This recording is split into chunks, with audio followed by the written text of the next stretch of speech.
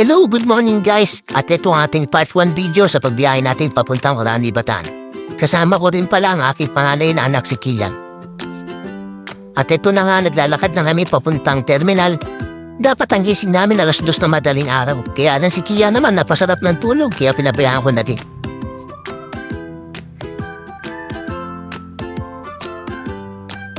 So guys, masaya naman kami dito na aming panganay na anak. Banding na rin namin to. So guys, nandito na tayo sa 5-star. Kinahanap yung biyaheng Orani. Kaya lang medyo alanganin na pala kami sa oras. Kasi ang next biyahe pa pala niya alas 8. Kung mas maaga kami, makakaabot sana kami. Kaya lang, hindi na. So guys, ang best option na lang, magbalahanga na lang kami. At bababa na lang kami ng Hermosa. At doon na lang kami sasakay ng jeep papuntang Orani. Ang ganda naman ng biyahe ngayon, di masyado maraming tao. Ito ang maganda, tapos sana wala naman masyadong traffic. Kaya mabilis kaming makarating sa Orani. Yun guys, mabiyahe na kami. Medyo wala rin kaming tulog nito. Sabi ko sana kung gusto matulog, sige matulog ka.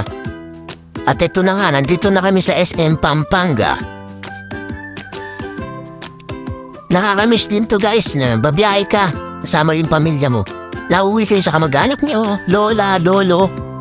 Naalala ko to nung bata pa ako. Lagi ako sinasama na magulang po pag uwi kami ng probinsya. At tadalo kami sa lola ko. Kasi ang mother ko is laking Orani talaga ang aming mother. Kaya ito lagi ang inuwian lagi namin.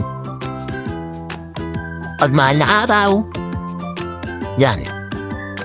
Bagong taon, Pasko. Nakakamiss lang. So guys, ito maganda naman ang biyahe. Wala masyadong traffic. Ito yung maganda pag uuwi tayo ng probinsya. Natuloy-tuloy lang ang biyahe.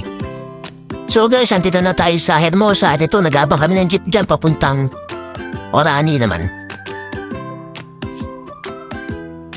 Yan, tuloy lang. Tuloy lang ang buhay. At ito na nga, dito na kami sa bayan, Orani, Bataan. Lalakad na kami. Lapit namin ito guys. At ito na nga ang bahay ng aking pinakamahal at pinakamabait yung lola. Pasok tayo guys.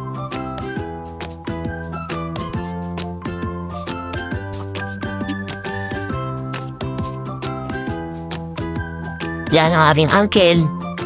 Dito lahat na natira uncle ko yan. At ito ang aking pinakamabait na lola. Pinakamahal kong lola. Na hindi ako pinabayaan ng lola ko na to.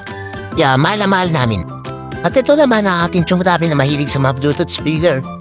Malagi nang papatugtog yan kasi ang hilig niya. So guys, may party tayo dito. Abangan nyo. Thanks for watching and ride safe.